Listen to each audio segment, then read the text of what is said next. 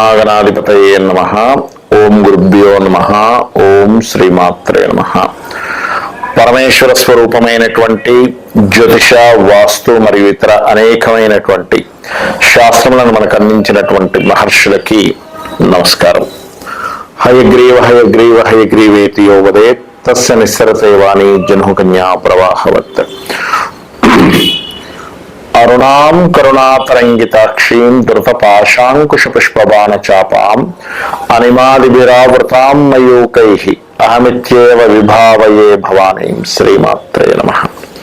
ప్రేక్షకులందరికీ కూడా ఆ లలితాంబిక అమ్మవారి యొక్క అనుగ్రహం పరిపూర్ణంగా కలగాలని మనస్ఫూర్తిగా కోరుకుంటూ ఈరోజు మనం చెప్పుకోబోయేటువంటి టాపిక్ ఏదైతుందో దిష్టి, దాన్ని దృష్టి అని కూడా అంటూ ఉంటారు. అంటే దిష్టి పడడము అంటూ ఉంటారు.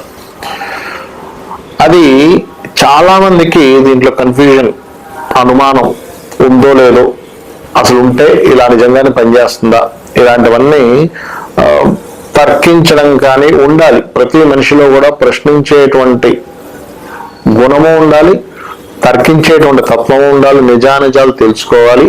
అప్పుడే మనిషి మేధావిగా మారుతాడు. అందులో శాస్త్రం, నిజంగా శాస్త్రంలో ఇది ఉందా, దిష్టి అనేటువంటిది ఉందా, మరి లేకుండా ఇది ఏమైనా ప్రాచుర్యంలోకి వచ్చిందా, అసలు ఉందనడానికి దీనికి ఏదైనా మనకు ఆధారం ఉందా అంటే ఒక చిన్న ఎగ్జాంపుల్ చెప్తాను చూడండి. చిన్నపిల్లలు బోరన ఏడుస్తూ ఉంటారు. బయటికి తీసుకెళ్ళినప్పుడు ఇంటికి రాగానే అందరూ ఏడుస్తారని నేను చెప్పిన 90% ఆఫ్ పిల్లలకి జరుగుతూ ఉంటుంది. సాయంత్రం అప్పుడవి తీసుకెళ్ళినప్పుడు అది చూడండి. మనం అందుకే సాయంత్రం మనకి ఎప్పుడైతే చీకటి పడుతుందో అందుకే పిల్లల్ని బయటకు తీసుకెళ్ళకండి. ఒకవేళ అత్యవసరమై ఏ హాస్పిటల్కి ఎక్కడికో తీసుకెళ్ళవలసి వస్తే మొత్తం కవర్ చేసుకొని తీసుకెళ్ళండి అంటారు. అలా కాకుండా కవర్ చేసుకొని తీసుకెళ్లకుండా నార్మల్గా విచ్చలవిడిగా తీసుకెళ్ళినప్పుడు 10 మంది చూసినప్పుడు ఇంటికి రాగానే తిక్కగా ప్రవర్తిస్తూ ఉంటారు. అలాంటి సమయంలో మీ అందరికీ గుర్తుంటుంది, నానమ్మలు, అమ్మమ్మలు లేదా తల్లికి కూడా ఆ విధి విధానం తెలిస్తే దిష్టి తీసేయగానే మరి అప్పటి వరకు బోరను ఏడుస్తున్నటువంటి ఆ పాప కావచ్చు, బాబు కావచ్చు, ఒక్కసారిగా కామ్ డౌన్ అవుతారు. అంటే తగ్గించుకుంటారు. వాళ్ళ ఏడుపు కానీ, వాళ్ళు దుఃఖపడుతున్న విధానం కానీ అర్థం కాని ఒక స్థితిలో ఉన్నటువంటి పిల్లలు కూల్ అవ్వడం జరుగుతుంటుంది. ఎందుకు అవుతుంది అది అంటే ఆ నెగటివ్ ఎనర్జీ అది ఎలా ఏర్పడుతుంది, మనకి చుట్టూ ఆరా అనేటువంటిది ఉంటుంది. ఆ ఆరా అని సంబంధంతో ఈ దృష్టి అనేటువంటిది పడుతూ ఉంటుంది. అంటే మీకు ఇక్కడ సందేహం కలిగి, అదేంటండి పడుతుందా, నిజంగానే ఒక కంట్రోల్ చేసేటువంటిది ఉంటుందా అంటే చిన్న ఎగ్జాంపుల్, మ్యాగ్నెట్ ఉంది మన దగ్గర. మ్యాగ్నెట్ ఎక్కడో పలానా కొంత దూరంలో ఉన్నటువంటి ఒక ఇనప వస్తువుని కదపగలుగుతుంది కదా, దాని పక్క నుంచి తీసేవాడు మూవ్ అవుతుంది కదా. అంటే ఏంటి, మన కంటికి కనబడకుండా ఒక్కొక్క దానికి ఒక్కొక్క ఎనర్జీ ఉంది. ఇప్పుడు అంతదా కింద మనం ఫోన్ మాట్లాడుకుంటున్నాము, ఎక్కడో ఉన్న వ్యక్తితో మనం తరంగాలు గాలిలో నుంచి వచ్చి మన ఫోన్ నుంచి టవర్ కి నుంచి సిగ్నల్ కి, మన శాటిలైట్ నుంచి మళ్ళా టవర్ కి, ఆ వ్యక్తి దగ్గరికి ఎలా ప్రయాణం చేస్తున్నాయి అంటే గాలిలో ప్రయాణం చేసేటువంటి తరంగాలు ఉన్నాయి, గాలిని పట్టేటువంటి శక్తి ఉంది. దీన్నే మనకి సుందరాకాండలో కూడా హనుమంతుల వారు సముద్రం మీద లంకకి ప్రయాణం చేసేటప్పుడు తన నీడను పట్టి ఆపేటువంటి ఒక శక్తి ఉంటుంది. మీరు చూసే ఉంటారు. ఆ సుందరాకాండ చదివిన వాళ్ళందరికీ కూడా ఆ యొక్క అనుభవం తెలుస్తుంది. అంటే ఏమిటి, మనిషిని డైరెక్ట్ గా ముట్టుకోకుండా పట్టేటువంటిది, కంట్రోల్ చేసేటువంటిది ఒక శక్తి ఉంది. మరి శక్తి ఉంది, సరే ఓకే, దీనివల్ల ఏమవుతుంటుంది అంటే మనం వింటూ ఉంటాం, ఏమోనండి నాకు మొత్తం దిష్టి తగులుతుందో, షాపు మొత్తం దిష్టి తగులుందో తెలియట్లేదు, లేదా మాకు దిష్టి ఏమైనా తగులుతుందో తెలియట్లేదు, మాకు నెగటివ్ ఎఫెక్ట్ ఏమైనా అవుతుందేమో తెలియట్లేదు. మరి దీనికి ఏం చేసుకోవాలి? ఎందుకంటే చుట్టూ ఉన్నటువంటి, మీరు ఎదుగుతుంటే చుట్టూ ఉన్నటువంటి కొంతమంది మీరంటే పడనటువంటి వారు మాటికి మీ వైపు చూడడం కానీ మీ ఇంటికి రావడం వల్ల కూడా కొంతవరకు మీకు ఎఫెక్ట్ అనేది పడుతూ ఉంటుంది. మరి దీని నుంచి బయటపడడం ఎలాగా, ఒక్కొక్క రాశి నుంచి ఎలా తెలుసుకోవాలనేటువంటి నేను మీకు ఇప్పుడు చెప్తాను. కుంభలగ్నము, కుంభరాశి. కుంభం వారికి ఉన్నటువంటి గొప్పతనం ఏమిటి అంటే వాళ్ళలో సీక్రసీ బాగా మెయింటైన్ చేయగలుగుతుంటారండి. ఏది చూడండి, మనం అంటూ ఉంటాం ఏది మాట్లాడాలి, ఏది మాట్లాడదు, ఏది చెప్పాలి, ఏది వద్దు, ఇది తెలియాలండి అంటూ ఉంటారు. ఎప్పుడు ఎలా ఉండాలి. ఈ కుంభలగ్నం వారికి ఆ విచక్షణ అధికంగా ఉంటుంది. సీక్రసీ, మనం వాళ్ళ లోతుగా చూస్తే కానీ వాళ్ళు ఏంటనేది అర్థం కాదు కుంభం వారికి. ఎందుకంటే కుండ లోపల ఉంటుంది కాబట్టి వీళ్ళు మరి అంటే ఇక్కడ మనం సొసైటీ యొక్క మార్పుని మనం గమనించుకున్నట్లయితే నువ్వేదైనా నిజాయితీగా సాధించినా నిజాయితీగా సంపాదించినా కూడా నువ్వు అన్యాయంగా సంపాదించావనే మార్కు వేయడానికి ట్రై చేస్తూ ఉంటుంది. ఎందుకు అంటే ఓర్వలేనితనం వల్ల. అదే సొంత కొడుకో కూతురు సంపాదిస్తారు, అన్యాయంగా సంపాదించావు అంటుంది అనదు. ఎందుకనదు? వాళ్ళు మావాడు అనే ఫీలింగ్. ఇక్కడ ఏంటంటే అన్యాయంగా సంపాదించడం ముద్ర వేయచ్చు. మీరు తక్కువ సమయంలో ఎక్కువ సాధించి మీరు కష్టపడి రాత్రి మొదల్లో కష్టపడి సాధించినప్పుడు దిష్టి పడవచ్చు దానివల్ల. అయితే దీనికి శాస్త్రం ఏం చెప్తుంది? నీకు పంచమ స్థానం కనుక బలంగా ఉంటే వీటన్నిటి నుంచి నేను ఆ అమ్మవారు కావచ్చు భగవంతుడు కావచ్చు కాపాడుతాడు. ఆ మంత్రం కాపాడుతుందని చెప్తుంది. ఏమిటి ఆ మంత్రం? ఓం నమో నారాయణాయ లేదా నారాయణ నారాయణ నారాయణ అనుకోవడం కూడా మీకు మంచి ఫలితం ఇస్తుంది. అందుకే మీకు పాతకాలంలో కూడా పిల్లలకి భగవత్ సంబంధించిన పేర్లే పెట్టేవారు. ఎందుకు? వాళ్ళు పిలవగా ఆ పరంగా అయినా మనం భగవత్ నామస్మరణ చేస్తాం అనుకోని. అయితే ఇక్కడ కేవలం నామస్మరణ చేస్తే సరిపోతుందా? ఇంకేదైనా దానం కానీ ధర్మం కానీ లేకపోతే ఏదైనా గోసేవ కానీ చేయాలా? ఎందుకంటే ఇక్కడ రెండు రకాలుగా ఉంటుంది, గుర్తుపెట్టుకోండి. ఒకటి ఏదైనా మనం ఒక ఫుడ్ తినాలంటే మనం ఏం చేస్తాం? ఫస్ట్ ఆ పళ్ళెము ఆ ప్లేట్ ఏదైతుందో దాన్ని శుభ్రపరుస్తాం, అందులో ఫుడ్ వేసుకుంటాం. అదేవిధంగా పళ్ళాన్ని శుభ్రపరచకుండా ఫుడ్ వేసుకుంటే ఈ ఫుడ్ కూడా పాడైపోతుంది. అలాగే గుర్తుపెట్టుకోండి, నామస్మరణ కేవలం నామస్మరణ చేస్తే సరిపోదు. మన చుట్టూ ఉన్న నెగిటివ్ ఎనర్జీ పోవాలంటే దానం రూపంలో కానీ గోసేవ రూపంలో కానీ చేయాలి. ఏమిటది? మీరు ప్రత్యేకంగా ఇక్కడ చేయవలసినటువంటిది కందులు దానంగా ఇవ్వండి. కందులు, వీలైతే శనగలు కూడా దానంగా ఇవ్వచ్చు. లేదండి తీసుకునేవారు లేరు, మా చుట్టుపక్కల ఎవరు తీసుకోరు దానం, దీని గోసేవకు పెట్టచ్చా, గోవుకు పెట్టచ్చా అంటే క్యారెట్స్ అరటికాయలు గోవుకు తినిపించండి. ఇంకా వీలైతే బియ్యము అన్నదానం చేయొచ్చు. అన్నం ప్యాకెట్స్ లాగట్టి 10 మందికి పంచడం ద్వారా మీకున్నటువంటి దృష్టి దోషం తగ్గుతుంది, గుర్తుపెట్టుకోండి. అలాగే అన్నదానం ఎక్కువ మంది చేయాలని అడుగుతూ ఉంటారు. 2 చేసినా పర్లేదు, ఒక్కరి చేసినా పర్లేదు.